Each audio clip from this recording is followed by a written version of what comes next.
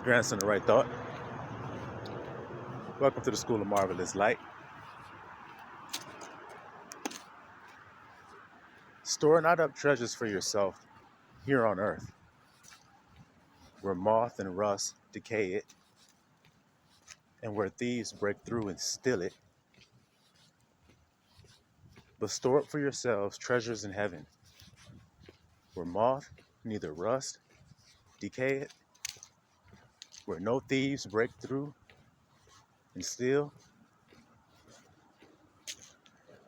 For where your treasure is, there will be your heart also. Let's eat, little flock. Let's eat. So the master said, don't store up your treasures on earth. Where you living at? Now, if you've been coming to the School of Marvelous Light, then we repeat certain things over and over so that they become automatic to your mind. One of those things that we repeat over and over is, my kingdom is not of this world. Be not friends with this world, for friendship with this world is hatred against God. Be not conformed to the image of this world. We repeat that because we realize that you've grown up in a world that teaches you the opposite of what you've just heard.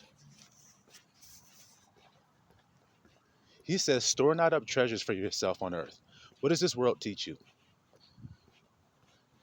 I mean, every rap music video that you see, all these young kids, in their music videos, what are they flaunting?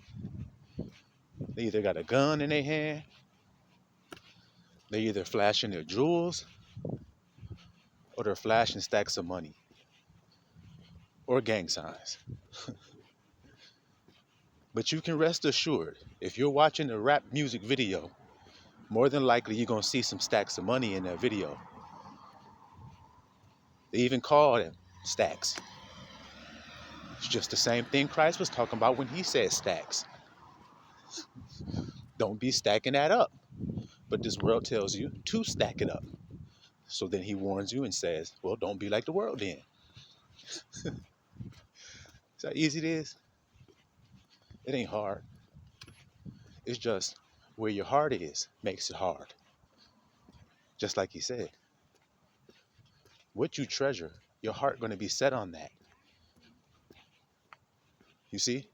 So if you treasure earthly things and earthly riches, then your heart will be set on it, and it won't be set on the kingdom of heaven, because you can't serve two masters. You see? And it's not about acquiring things.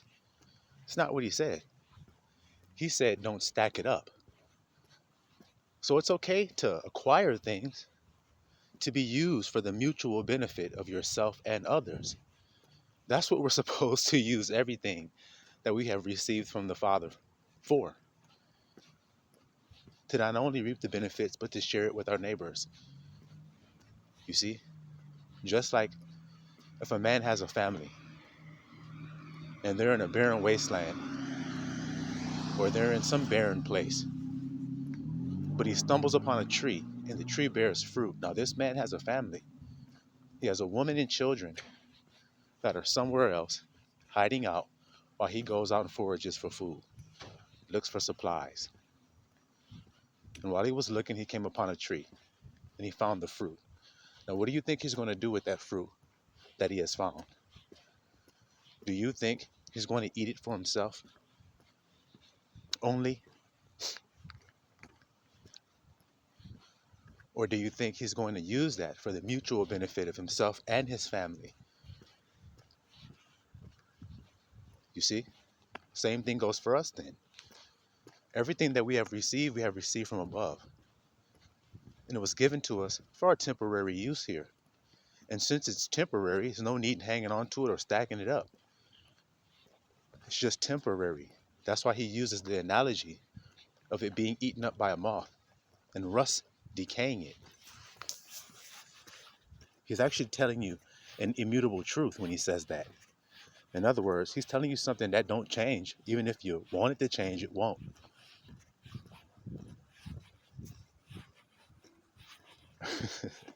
Even if you wanted to change, it won't change. It's temporary. Moths eat it. Rust will decay it.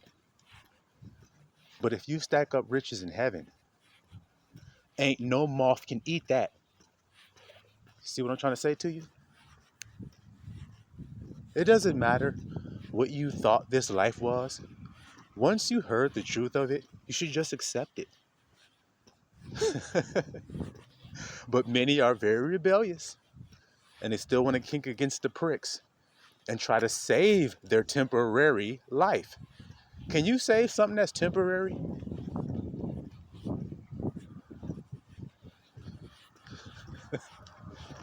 So what do you do with temporary things? You let them go so you can receive better things in exchange. You got to let the old go so you can receive the new, correct? So shall it be with your physical existence. Food passes in your mouth, goes into your belly, and in that moment, it may be the most delicious thing you've ever eaten. It may be the most satisfying meal you've ever had. But that feeling will only last for a moment, and you'll get hungry again. And so it is with every aspect of your physical life. So what does he say about having a carnal mind, a fleshly mind? It's death, and it's enmity against God. It's fighting against life while you think you're saving your life. See how it connects with Yahushua said? He who seeks to save his life shall lose it. You see? Temporary things aren't permanent. That's what makes them temporary. You see? So what he's telling you is, when you stack up treasures in heaven, you've stacked up something that cannot depreciate in value. That's first and foremost. It does not depreciate in value. And second of all, it can't be stolen by no thief. Ooh, boy, can you imagine that? So there are paintings, there's jewelry, there's all kinds of items that are very expensive, peculiar treasures, ancient relics. There's all kinds of things that are worth a lot. But you have to do all kinds of things to it to preserve it, putting it in all kind of hermetically sealed glass containers, sun-proof, double pane glass and all this shit, lasers going across. Why are you doing all that? Well, the glass and everything is to protect it from the dust and from the moth that want to eat it and the rust that want to decay it, that container it's in. And the lasers and everything is to keep it from a thief trying to steal it. And then lo and behold, that kind of stuff still be happening. It still be getting stolen. Like Mission Impossible. Nigga coming down on a wire with a black suit with a mask on like this. He coming down and shit, going between the lasers and shit. Snatching the ancient relic, climbing back up. You see what I'm saying to you? So y'all see that? That's proving what Yahushua was telling all of us. That they trying to prevent that process, y'all. Ain't it silly? I mean, ain't it though? And for all y'all who might be curious, look at the street I'm walking down right now, y'all. I don't know if y'all can see that sign up there and see what it say. Y'all might be able to catch it on the next sign, and then y'all will know where I'm at. But you see that? People trying to prevent. They're trying to prevent what Yahushua said is true. You can't prevent it. The rust and the moth gonna eat it up, so ain't no need in stacking it up. That's what it does to prove you've been stacking it. Do you hear what I'm saying to you? It won't rust and decay if it's constantly in motion. It can't be stolen if it's constantly in motion. You see what I'm saying to you? It's when you're trying to stack it, that's when it gets stolen, and that's when it decays. To testify against you. And you'll read the scriptures, you'll see that in there. That your gold is going to canker, and it's going to testify against you that you stacked it up when he told you not to. Because didn't he tell you not to? See? And I know you don't like being told that. I'm aware of that. I'm on earth too, just like you. Shit. I'm aware of that. That you don't like to hear that. But that don't mean that it ain't true. And that you don't need to hear it. spare the rod, you spoil the child. And it doesn't necessarily just only mean a physical rod. It means the correction of your words. If you spare telling your child the truth, you'll spoil them. So tell them the truth. And then the truth will be their comfort when they get older. It'll comfort them that you told them the truth. They'll be assured that you love them. It'll be obvious to them. And that takes time. But people want to get that temporary quick fix of feeling like you love them. So they lie.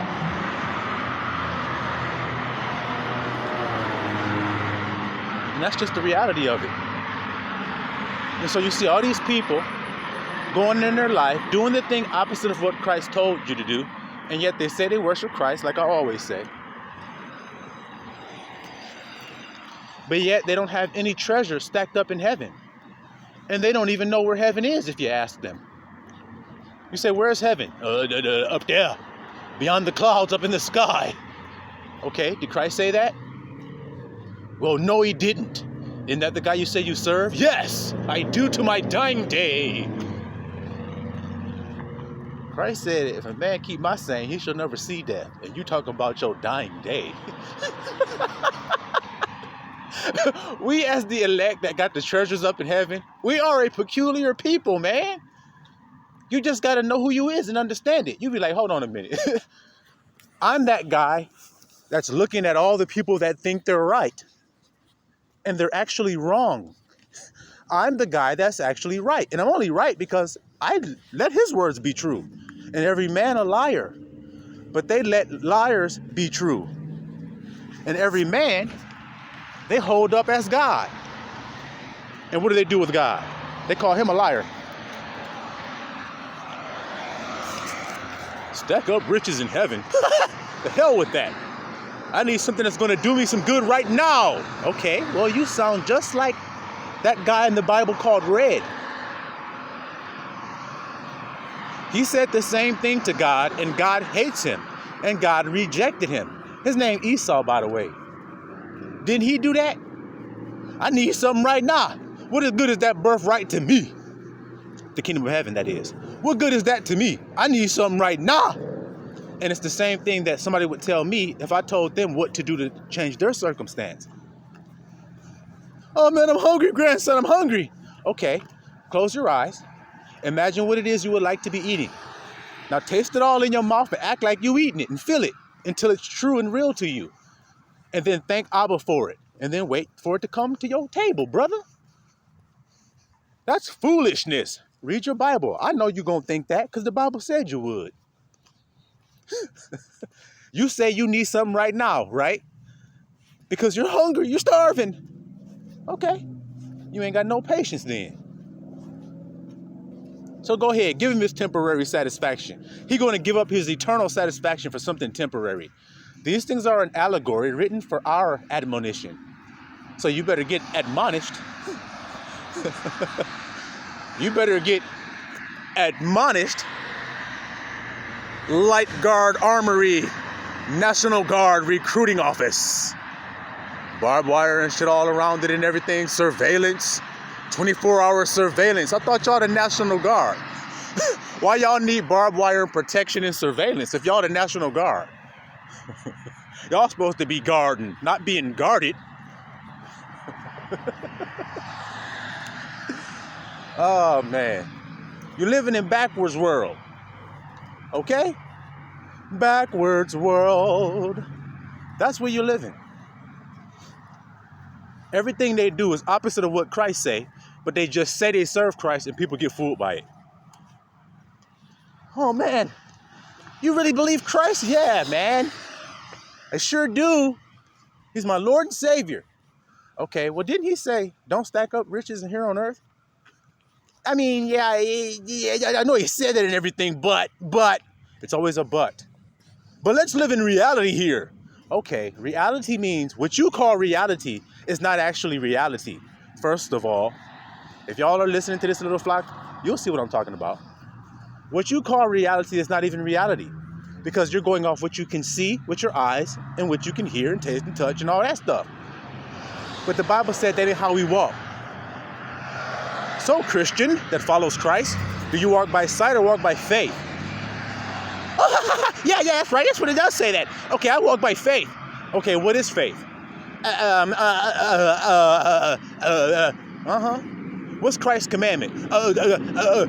Don't take no other name in vain. Don't lie. Don't steal. Don't kill. Oh, didn't Christ say I give you a new commandment? They don't know anything what Christ told. They just trying to use him as an umbrella in their life to cover up where their heart really is, man. You can't hide it. Because if your heart is filled with Christ, what's coming out of you? What's going to come out? Because guess what? People that say they're filled with Christ, but yet nothing comes out of them, they're lying. Just that simple. Because he already said that it would happen to you. It was going to flow out of you. Simple as that. It's going to flow out of your belly. What's in your heart? Because you're filled up with it, man.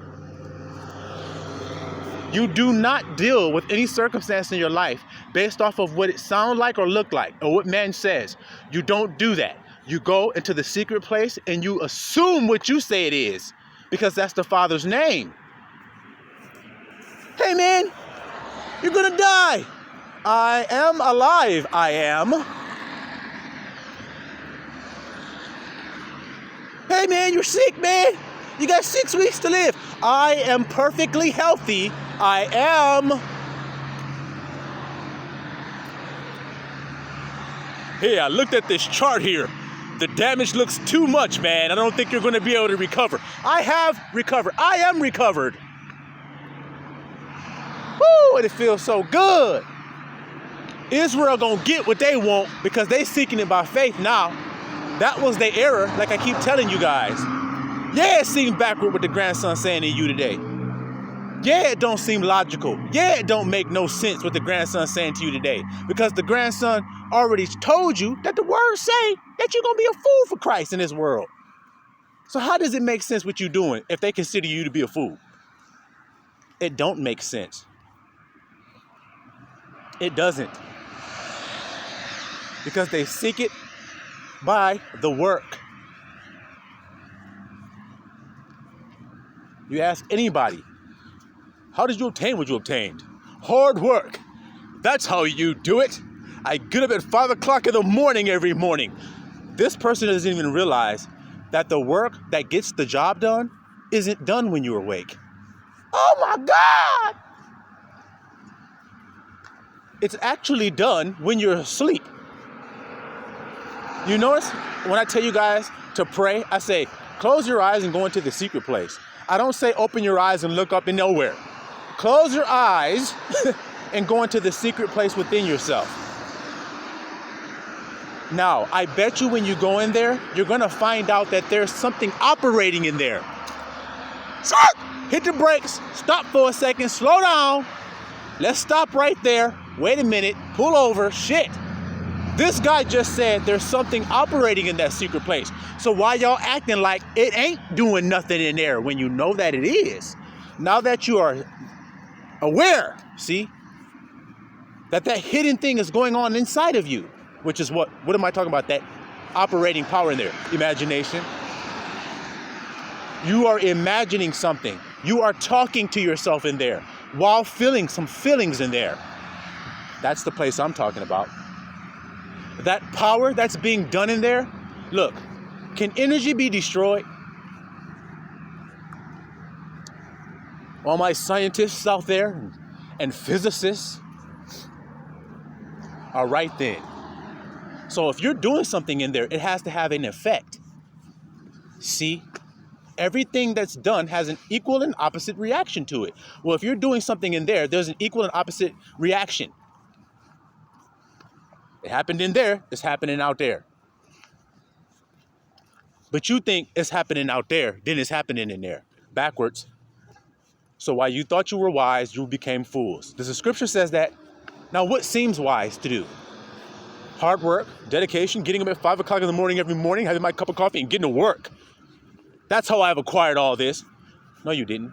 You imagined it. That's how you did it. But you just can't understand that.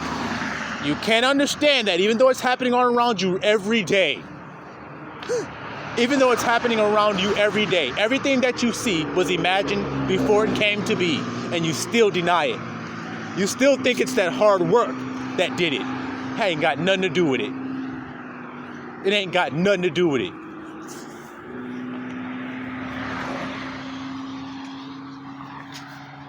But when you're living backwards, you can't see. And the blind lead the blind, and they both fall into the ditch.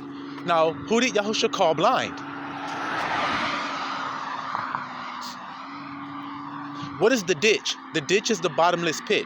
What is the bottomless pit? An unfillable hole, obviously. It's a hole that cannot be filled. Now, what is that bottomless pit in your life?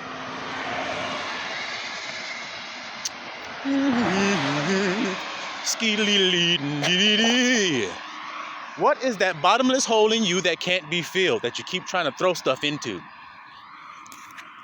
Because that's the ditch that the blind fall into. You're blind because you think you can feel it. That obviously means you can't see it's bottomless. Isn't that what that means, everyone? Everybody think they smart until they see how dumb they've been. Everybody thinks they're intelligente until they realize how dumb their ass is. Wait a minute. I think I'm living. I think I'm elevating and doing good in life, but I'm actually in a pit. I'm actually throwing things in a pit that can never actually be filled, but I think it will be. That's insanity. That's what that is. You hope it'll be filled. It can't. It's bottomless. The creator looking like, I don't know if he can hear that or not. He keeps working and throwing things in that pit. He goes along gathering, and then he throws it in that pit. And then he gathers up some more, and then he throws it in that pit, and he goes on, and he keeps on doing the same loop over and over again. Why he can't understand it? Because he's blind. I told you, Christ made it clear who he was talking to when he said they're blind leaders of the blind. The Pharisees. You just have to know what Pharisee mean. People in this world get caught up on how it sounds. I told you that's how men judge. They hear something sounds fanciful. Wow, that's amazing and deep. Deep, brother, that's so deep. Well, that bottomless pit is what the hell is deep. Can you see that? Can you see that deepness? Shit. Because that's what's really deep, is a pit that don't have a bottom to it. But yet you're laboring for that pit. And it keeps swallowing and keeps shitting. And it keeps swallowing and keeps shitting, and it never stops. And yet you see this with your own fleshly body, and you can't understand it. The moment it stops eating or shitting, it dies. The human body, the moment it starts, let's just say it keeps eating, but it stops shitting, it dies. It toxifies and it dies. So it got to keep eating and keep on shitting, or it won't function no more. It'll just die. And Christ kept telling you that. To be carnally minded is death. But to be spiritually minded is life and peace. Told ya. Told ya. So something happens, I can be carnally minded. Oh my God, this happens. I need to do this and do this and do this. That's death. That's stress, which is death. That's depression, which is death. That's distress, which is death. All of that is death. Because that's really what I'm saying is it's a separation from the truth. I am don't give a damn about a bill. I am don't give a damn about a car note. I am don't have no need of them damn things. But somebody convincing you that you do need them. But I am don't. I am has all things. So what does he need? Nothing. Nothing. So see how it's just separating yourself from I am when you think you ain't got nothing? It's not that you actually don't have nothing. It's that you choosing not to have nothing. You see right here in the nation of America, there was a time when there were signs put up that said whites onlys, and they had the little jacked up water fountain with the hot ass, nasty ass water coming out. Colored only. Okay. Well, for the longest time, those so-called colored people were mad at the other people because they felt like they was trying to be funny toward them. You trying to set us apart? No, God did. You just won't accept that, so God got to keep showing it to you that you're separated. God got to keep showing it to you because you're rebellious against it and you're fighting against it. So Abba got to show you. Okay. They don't understand that they're set apart. Colored only. Oh, man. I don't want to be singled out. I told you guys this the other day. I'll say it again. Write it down if you need to. When your only focus is to fit in with the crowd, that is your most important focus in life, is to fit in, then to be set apart is terrifying. Y'all hear that? They're good. So Israel, are they set apart from the rest of the nations on the earth? Yes. So then you see why that terrifies them?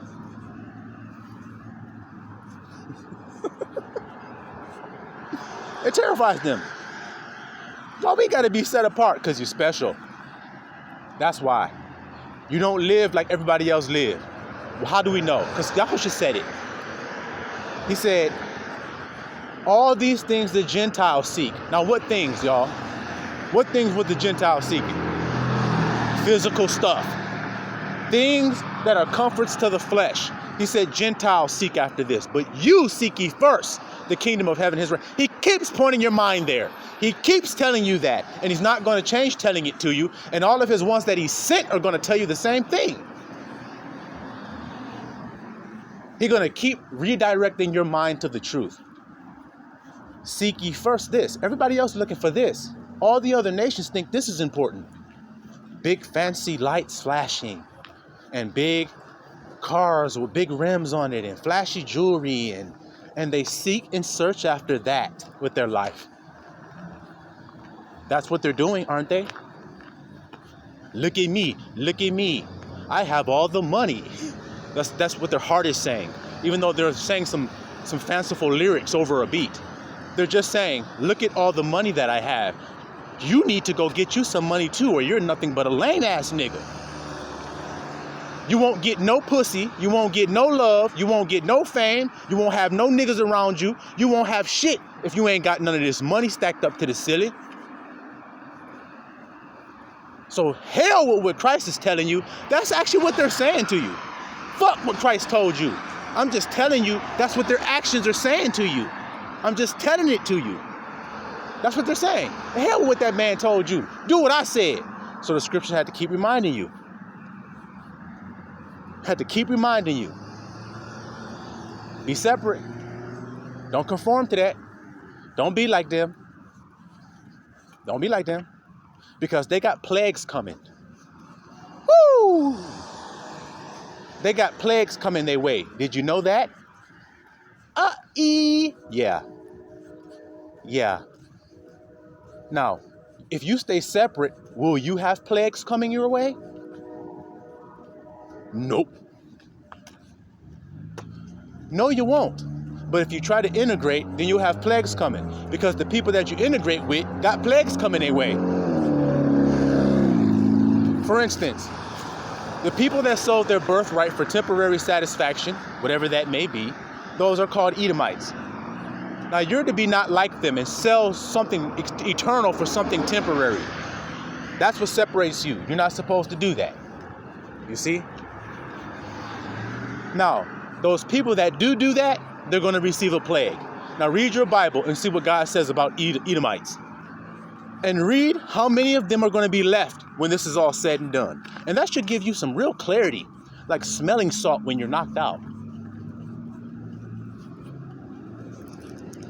That should wake any nigga out of his drunken stupor when he hears the truth about Edom and Edom's fate.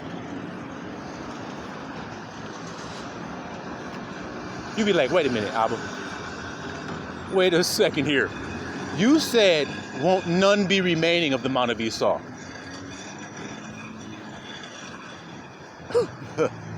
I'm really trying to see this here. None remaining? That's what I said. There shall not be any remaining of the Mount of Esau, but they shall be cut off. Why?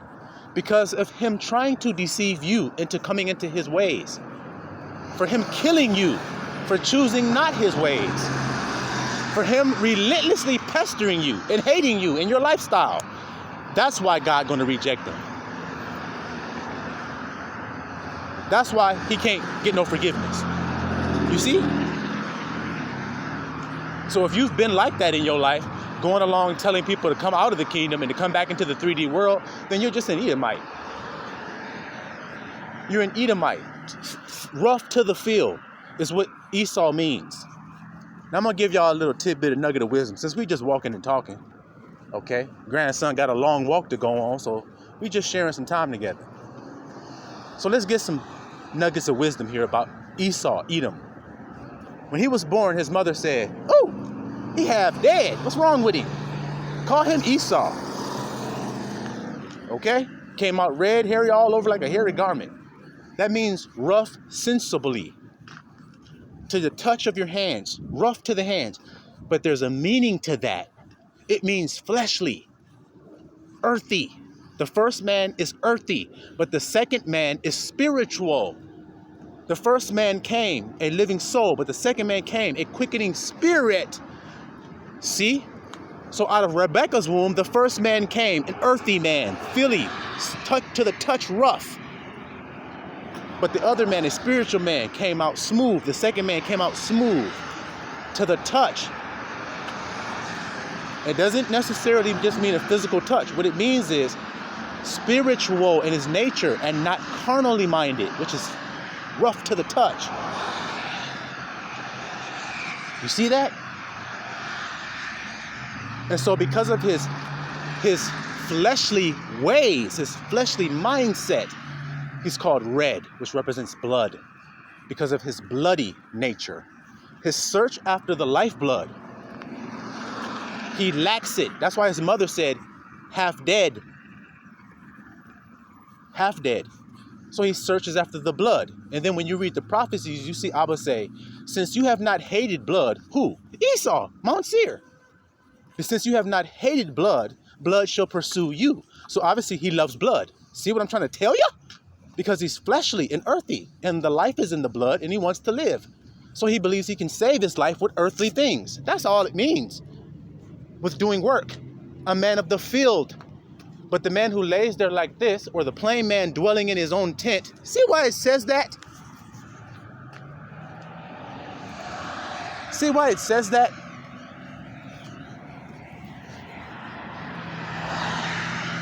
So when you understand this, how did Jacob disguise himself when he dressed as Esau? He put on a goat skin. See? Now, when you understand the Hebrew word for he-goat, that word is Sair. Sair. Sair. You hear that? Sair. Where did I tell you Esau's home is? Mount Seir. Hairy. Goat. He-goat. Shaggy. Rough to the touch. A shaggy he-goat. Now, do you see human beings on the earth worshiping a shaggy he-goat named Baphomet? Well, then there you have your answer. Those are people who serve the flesh. Sexual lust, drinking blood, doing all kinds of deviance. That's them. Those are the Edomites, the bloody people who are searching after the lifeblood. And then y'all all hear about them searching after the lifeblood of children and adrenochrome, and y'all get all weird when y'all hear that. The Bible already told you that's what it is. Who got more life in him than a baby? Now, where is the life? It's in the red. See? In the blood. Y'all see that today? So, like I told you, all of these things are spiritual in nature to teach you a higher principle about the life you live in. So my enemies, when it says Edomites, it means people who chase after temporary satisfaction. The quick fix. Because that's what he did. And he's the father of the Edomites. So he went after the quick fix. Ain't that the truth, y'all? He went after the easy way. Ain't that the truth, y'all? And he sold everlasting riches in exchange for it. Those are your enemies. And so the grandson of right thought is reminding you of your true nature, which is the smooth man who dwells in his tent.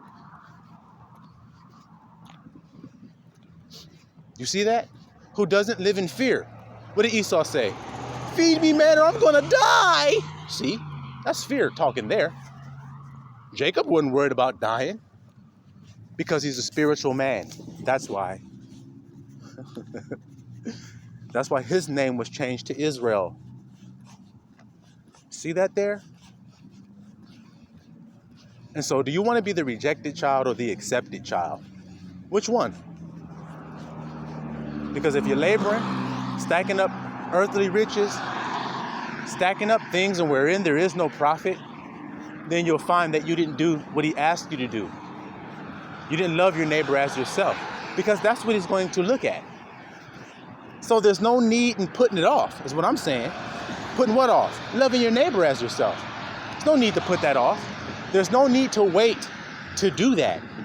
Now is the time to do that, because that's what he requires of you. And it's not something else. It's only that. Behold, I give you a new commandment. What is that new commandment, Yahusha? That you love one another as I have loved you. Wait a minute, Yahusha, where's the long laundry list? There ain't no list. That's all you gotta do. Love each other? Yeah. What else would you tell people that you put in the group? What else would you tell your children that you left in the house? You tell them the same thing. Love one another, take care of each other. Have each other's backs, man. That's all it is to it. So how come y'all know that principle, but y'all think it stops somewhere? It stops at the door. Nope, that's not what Yahusha said. He said it can't stop at the door because theirs stops at the door. What you saying, grandson? Their compassion, their brotherly love, all of that stops at their wife and children. Once they have got what they needed, you don't care about what the hell your brother has out there. And you think you've done good when you've done that. Well, he says even the unrighteous know how to do that. He said the wicked know how to love one another, so that's no great feat. But to love someone who hates you without a cause, now that's a great feat. So then I tell you, you've heard eye for an eye, but I say forgive them. Because don't you want forgiveness? Well, you'll get forgiveness if you do the right thing. When it's your time to forgive, you'll forgive. Because that's what the Lord's Prayer says. Forgive us our trespasses as we forgive those that trespass against us. It ain't just a one-way street, man. It's a two-way street. Y'all got to do an exchange, you and your brother. Because everything gives an exchange, like I told you guys about the plants. It's an exchange y'all are doing, but people want to take the carbon dioxide, don't want to give the oxygen in exchange. Okay. Okay. Well, then nature going to spit you out. Life will spit you out. Because you haven't decided. I told you, you got to be one or the other. If you try to be lukewarm and blend in the middle, you just get spit out, man. Because if your ass went to Dunkin' Donuts and you pulled in the drive-thru and shit, and you sitting there waiting, it's a cold-ass morning. The heat in your car ain't even warmed up good yet. You freezing. You're like, shit, I can't wait to get this hot coffee and get a sip on that thing, get me warmed up. Well, they give you your coffee, but it's lukewarm. It's room temperature when they hand it to you. Oh, that's gonna make you mad as hell, ain't it? You're gonna be laughing for a second, depending on your day, because some of y'all might just immediately go off at that shit. But you may smirk and laugh at first, like, it can't be serious. This nigga gave me some old been sitting all day ass coffee. I don't want that. I want fresh hot coffee. Or you want the iced coffee. Yes, let me have the iced macchiato, please. You want it with purpose. It's either cold or hot. It was purposely made one of them two things. Not no lukewarm, because I don't know what you're making. That's you. When you're trying to play both sides of the fence. You're seeking it by works and faith? Can't do that. You got to decide. Because those are two different gods. The true Father of heaven does not want works. He keeps telling y'all that. I want mercy instead of sacrifice. That's what sacrifice represent, y'all. I'm trying to show you what it represent. We like, no, he said kill, eye for an eye, kill him. This woman was an adultery killer. Okay, well then the moment you're committing adultery and somebody grabs you by the collar, do you want to be stoned? Hell no! So why are you doing it? I'm keeping the law and the commandments. I will have mercy and not sacrifice. Is that in his word? Yeah, it's in there. You know what's in there. I wouldn't say it if it wasn't in there. But they won't give mercy. They won't give it. They want sacrifice instead. Okay, well, you're doing the opposite of what the true God said, thinking you're serving a God. You're serving some God of blood. That's what you're doing. And if it's a God of blood, then it's a God of Esau, because Esau is a bloody man called Red. See? If he's not a bloody man, let's prove he's a bloody man. We can by many things, but let's just prove it by the blessing that he was given. What was his blessing? Was it to kill with a sword?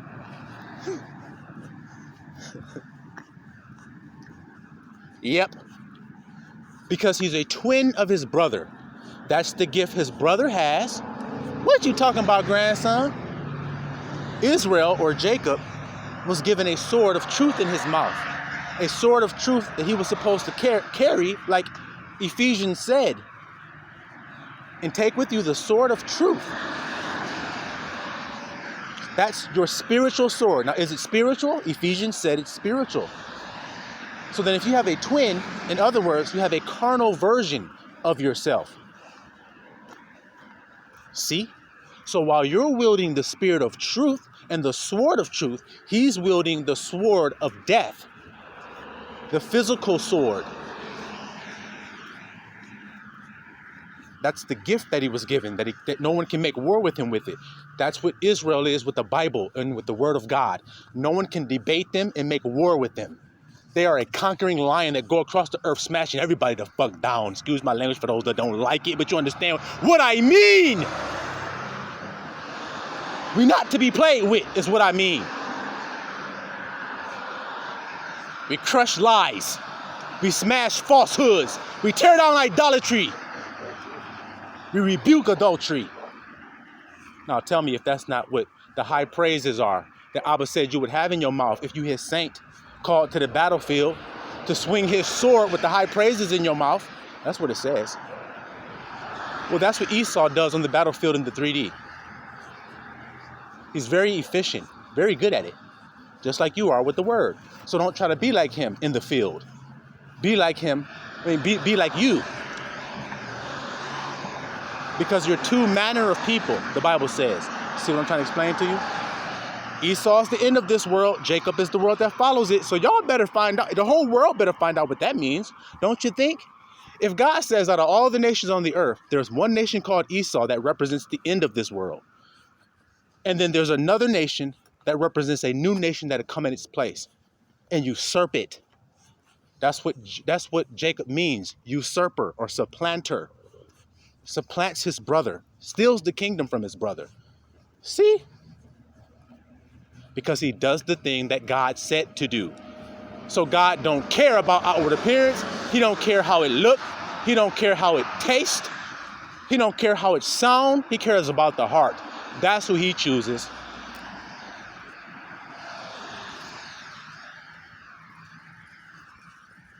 So like I say, if you were wise today, then you would get hip to that understanding and say, wait a minute. These two concepts represent the two worlds that I'm currently shifting in. Like tug of war. That's why it's called war. There was war in heaven. Where is heaven? Inside of you. Christ said that. So the war that's taking place is not taking place up there outside of you. It's taking place inside of you in heaven, in your mind. Satan, the adversary, is feeding you thoughts that are corrupting your feelings, that are making you do corrupt things. Because your thoughts are the man in your body. Your feelings are the woman. And when they come together and consummate, they produce a child. So then you have a deceiver in between them, just like the Garden of Eden told you you did. So you have to cast him out. That same red dragon, that same deceiver who is called Satan, tells you exactly who he is. Now, when you look up that word, Sair, that I told you about earlier. Hi, you are currently being recorded. When I tell you about that word Sair, When you look up that word, it means he-goat, shaggy. It also means devil. Oh my goodness gracious.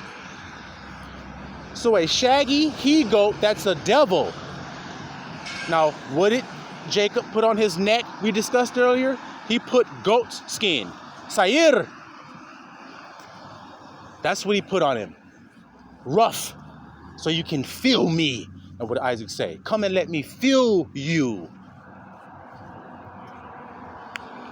Oh my goodness gracious. Oh my goodness gracious.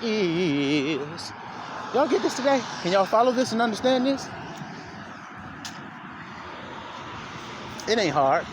It ain't hard to understand. It's just about waking up out of that drunken stupor you've been in. Of that endless loop of the bottomless pit and being delivered out of it.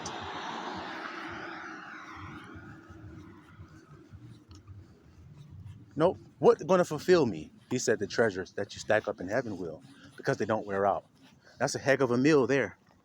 That you can always eat it? Yeah, because it's always at hand. Every circumstance you go to, there's a word that will bring you through it. So as soon as you go through the circumstance, eat the word that brings you through it. Oh my God, what about this and what about that? Take no thought for tomorrow. That solved all that. See, that's what you're doing. Take no thought for tomorrow. Woo! Now the Gentiles, they do take thought for tomorrow, but don't be like them. Same thing we've been saying all day, because that's what Yahushua said. But now you can recognize the differences between you two. It's not outward, it's inward. It's not outward, it's inward. So the devil must be cast out of the mind, out of the Garden of Eden of your mind. And then it will flourish again, because your man and your woman will fall in love again and create beautiful offspring in truth and in love. Which means the experiences you have will be true for you. And you will feel loved. Simple as that. Instead of a lie. Built on fear. Y'all see that today? So I ain't got much time left on this memory, y'all. We're gonna go ahead and end this message here. We got a whole lot more walking to do. But we'll catch up again later, little flock. I hope that y'all can receive that. I know it was quite a lot. Quite a bit to eat. But when you hungry, it ain't nothing wrong with a big meal. And when you thirsty, it damn sure ain't nothing wrong with a big drink. So y'all eat that and drink that today, little flock. Look at this. They want to be seen, don't they? It's a car auto part place. Yeah, you gonna need some auto parts. Looking at that shit, you gonna crash. Shit, you gonna crash right there looking at that shit. Have to pull right into their lot to get you some new car parts to fix your car. They're like, what happened? You like, all them damn lights, man. Shit. I was looking at that shit, talking about holly jolly Christmas, and crashed my shit, man. Before I end this message, y'all remember in the previous video I was telling y'all about my friend that I grew up with that was trying to get the Honda Civic from his mama? Well, one day, just to show y'all how vain things can be. Before he got that car, he was given a car by his dad. It was an Oldsmobile Sierra or something. But he was given that car by his dad, his first car, before he got the Honda from his mom. Well, he crashed that car. And I'm going to tell you how he crashed it. We're riding up Gratiot, like I told you guys we used to be doing. We're riding up Gratiot, cruising along, and we see this car across the other side of Gratiot.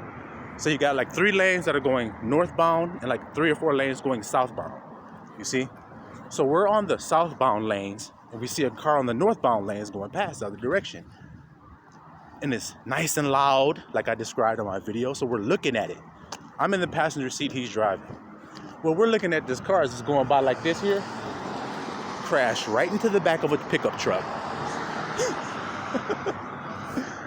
We crashed right into the back of the pickup truck. Crashed right into the back of the pickup truck, looking at somebody else's car. You see what I mean about judging out with appearance? Wow, look at that car. Yeah, look at that. What you needed to be looking at. And I'm in the passenger seat, man. We all banged up, but it was so hilarious how it happened. I'm laughing. He mad because his car all tore up. Meanwhile, he also used to have poor vision. So I don't know, I'll say used to have. He has poor vision. So he wore thick glasses. They were like Coke bottle glasses. But he didn't like to be seen with those on, so he would take them off. We'd be at school, he would never wear those glasses, man, because he was ashamed of them, you know? Because it made his eyes look all big and everything. Not that he was a bad-looking guy, it just made him look funny with them glasses on, so he never wore them. Well, he should have had them on in that car that time. But he didn't want to be seen driving in his car on Gratiot with them big-ass glasses at the red light trying to holler at a girl. Let me take this shit off real quick. Okay, what's up, girl? What's up? Yeah, what's up? Pull on over and let me talk to you. Well, pow! Shit! You're gonna pull over now? Should have put your damn glasses on, buddy. But I just thought I'd share that with y'all, man. A little piece of information. Looking at somebody else's car and crash the car you in.